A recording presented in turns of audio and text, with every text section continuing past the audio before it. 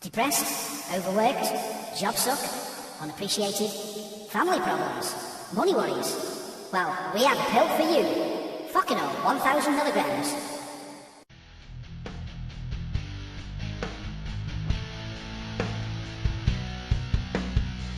Come on in and sit down. You cut the hardcore crew chewing the fat. You cut us shooting the shit. You cut us in the moment.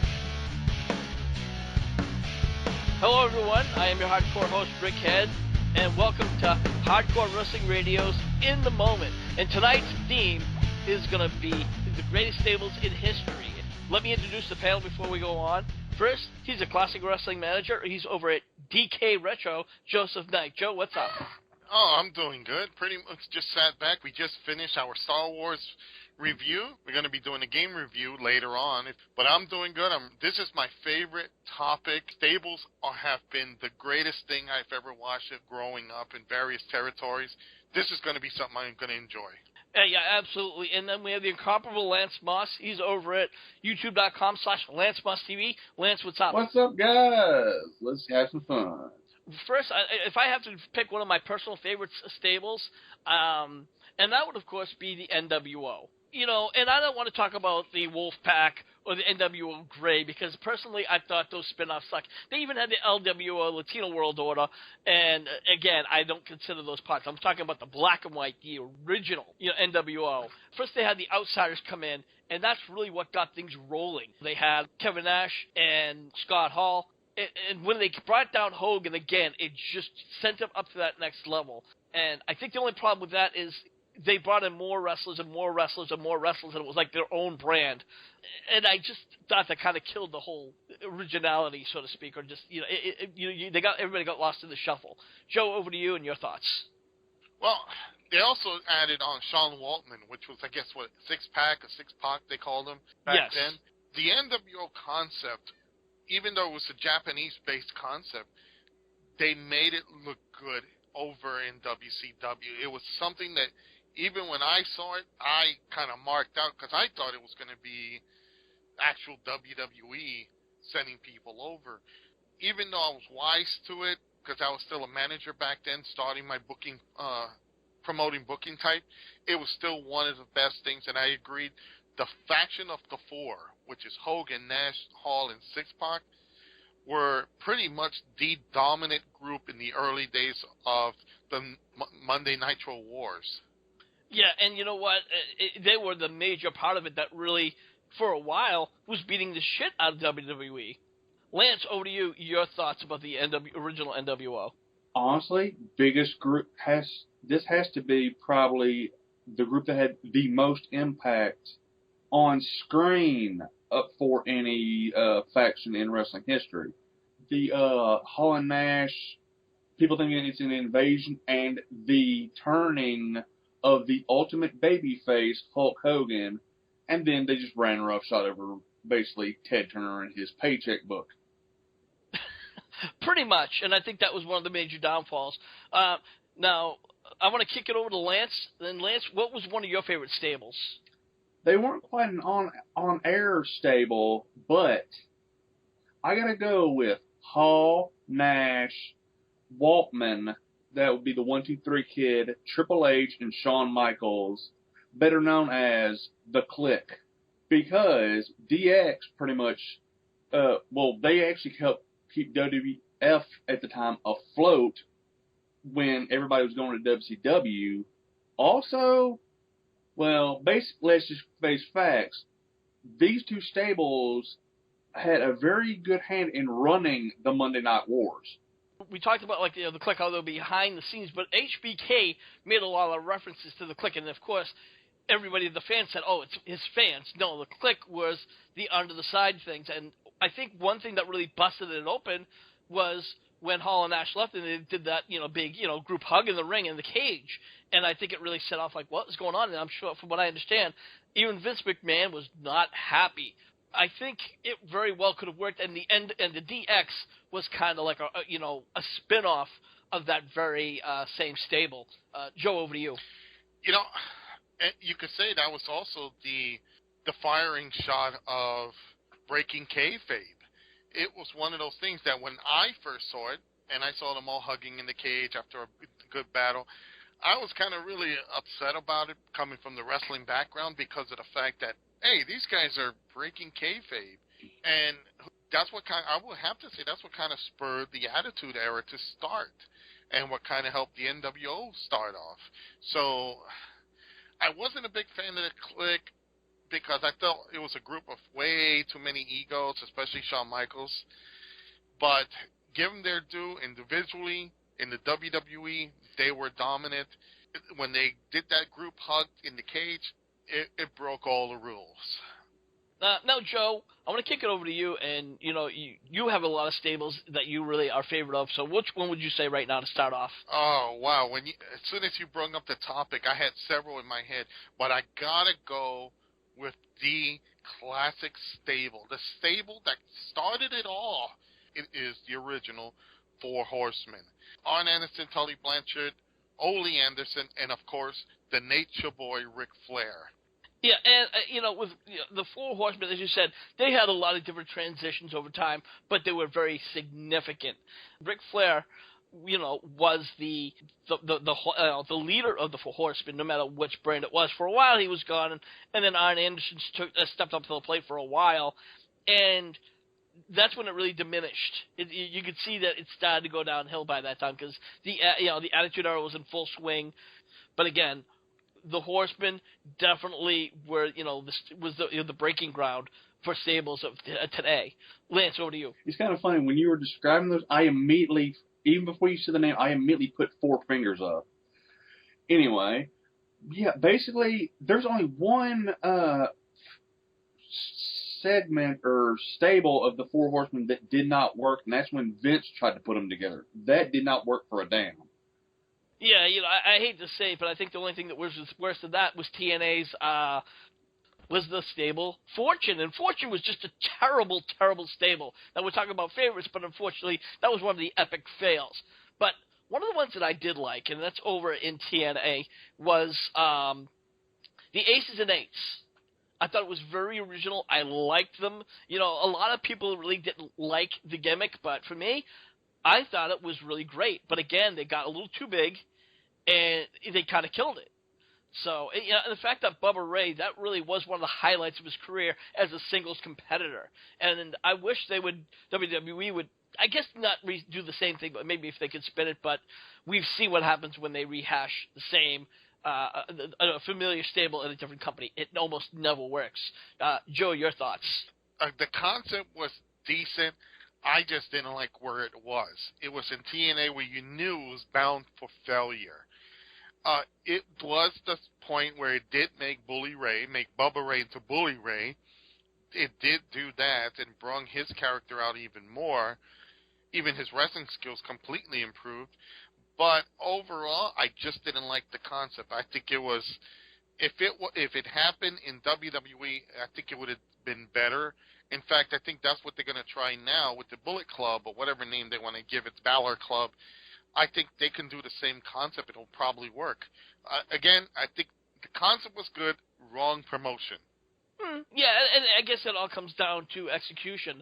Lance, what's your thoughts about Aces and Eights? Honestly, I loved it. I mean, there's even some videos on my channel when I used to do reviews over there. I kind of faked as a member. I even had like a mask that I used to wear. So yeah, I really enjoyed that stable, but it ran its course. I originally heard that one of the head guys was supposed to be Bischoff with a voice modulator, which ain't cool. But yeah, they went with something that is topical, being Sons of Anarchy, and made a stable out of that, which I think is good. Vince, anybody in the WWE, if you're listening, watch TV and think of some shit like that. Well, you brought up an interesting point that, at the time, and that's pretty much why I think Aces and Eights had that success, because they were drawing off that, but again, it was only short-lived. You could call it a stable, you could call it a family. I gotta say, Rick, Bobby Heenan family. Yes, it wasn't exactly a full stable, but it was in a sense. I think the wrestlers they had were pretty good, but the center of attention, no matter who was in there, was Bobby the Brain Heenan as a manager. You had he had the dominant guys. Stud, Bundy, Mr. Wonderful Paul Orndorff, Rick Rude. He had the who's who in his family. And the Heenan family was always in the thick of things. So I got to say, as a stable, in the WWF at the time, that was the most dominant stable that I remember next to the Four Horsemen. All right. Lance, over to you. Honestly, don't really have that many thoughts or that much knowledge of the Heenan family. But again, he was that proverbial mouthpiece. And he did have that very loud personality, but he didn't steal the wrestler's thunder, which we've seen in other cases. You know, when Ric Flair did Fortune, he had to steal their thunder. Who would you pick now for your next stable? Because I've always been in kind of dark stuff, I got to go with the first dark stable I ever saw. That being Kevin Sullivan's Dungeon of Doom. With Ming the Barbarian, Kevin Sullivan, and the Giant. It wasn't a bad stable, but if you ask me, it wasn't one of the more memorable ones. But it didn't have that historic factor. Joe, your thoughts? I remember the Dungeon of Doom. They were pretty much in the mix of the Nitro era. They were, as far as I can remember, they also had other people. They had Brutus Beefcake in there as the Boogeyman or whatever, as the Mr. Boogie or something like that. He had the zebra stripes and painted face. Yeah. And Zodiac, I think they called him the Zodiac, if I remember. Yeah. Ming and the Barbarian were a dominant tag team. The Dungeon of Doom was the true heels. I think even at one time they did even bring Kamala in. They were pretty much the mid-card rivals.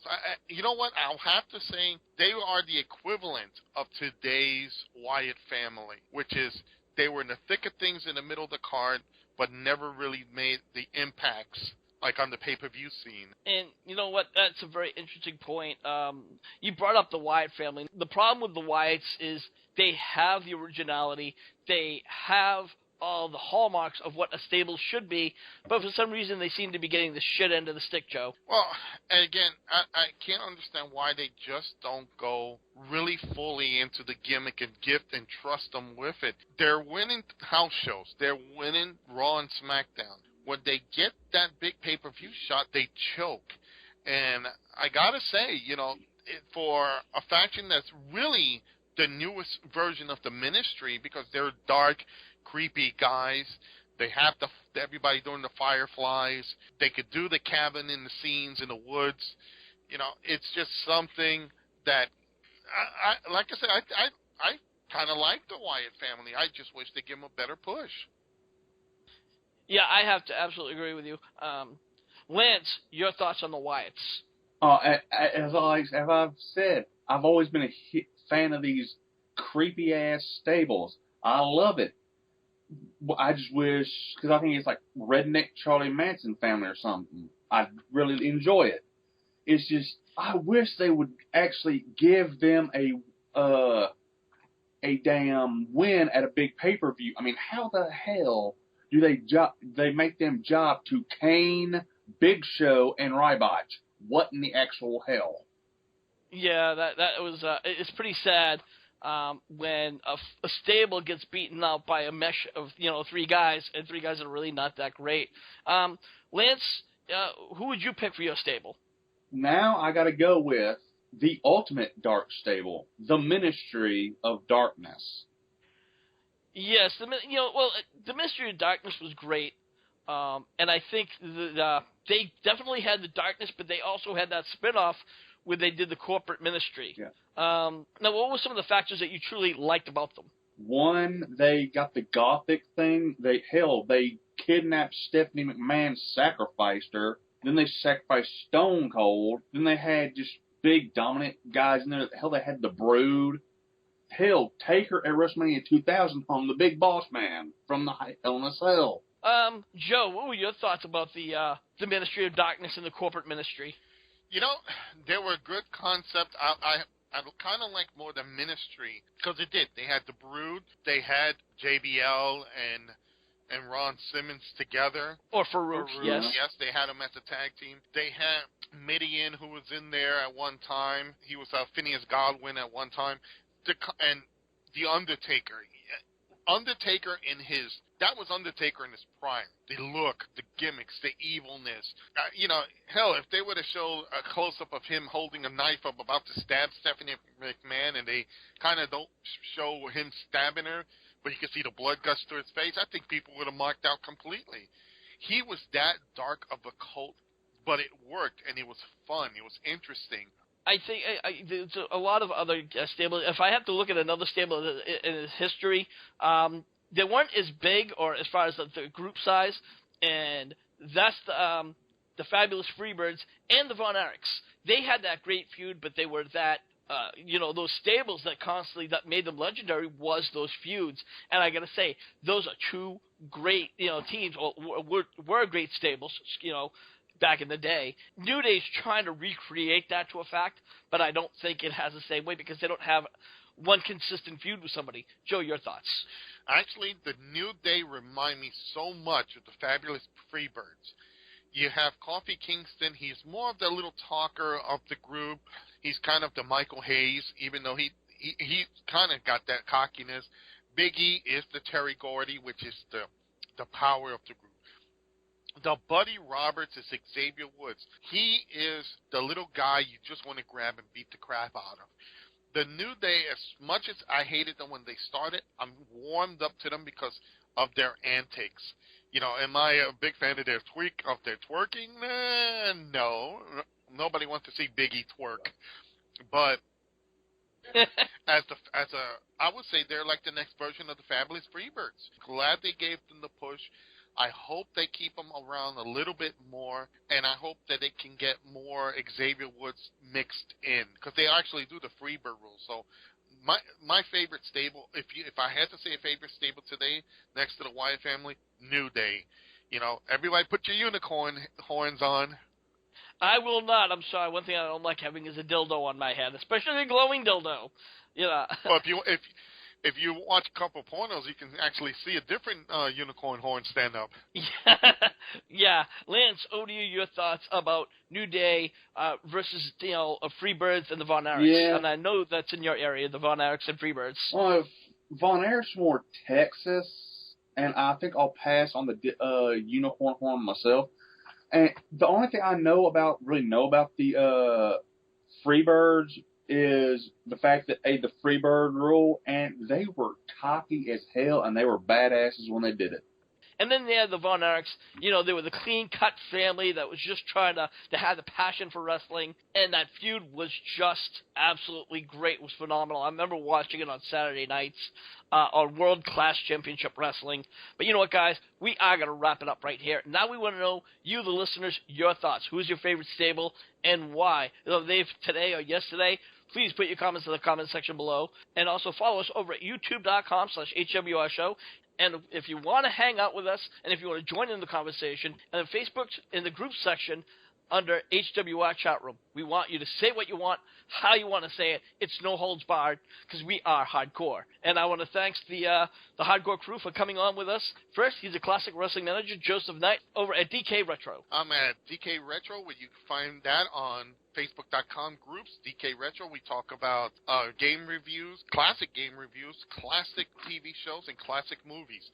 So if you ever have a chance, go down and check that out. It's, again, Facebook.com groups, DK Retro. You can also follow me, the Joseph Knight, the promoter, the manager, and the antagonist, at at Facebook.com, Joseph Knight Manager. You can also follow me on Twitter at JKnightCWA. All right, thanks, Joe. And last and certainly not least, he's the incomparable Lance Moss. He's over at youtube.com/LanceMossTV. Lance, what can people find out over at Lance Moss TV? Well, I got album reviews, NASCAR discussion videos, redneck gourmet cooking videos, musical equipment reviews, some rants. I'm starting to get into the covers deal. And every Wednesday night, I go live with Lance Moss TV and friends. I never know who's going to show up. And, well, hit it on Twitter. It's at Lance Moss TV. And with that, for the hardcore crew, I'm your hardcore host, Rick Head, saying, we'll see you when we see you. Thank you for listening to this edition of In the Moment. Be sure you subscribe to us over at youtube.com/HWR Show. And if you want to join in the conversation, head on over to the group section on Facebook.com under the name HWR Chat Room. Until the next time, this is your hardcore host, Rick Head, saying, we'll see you when we see you.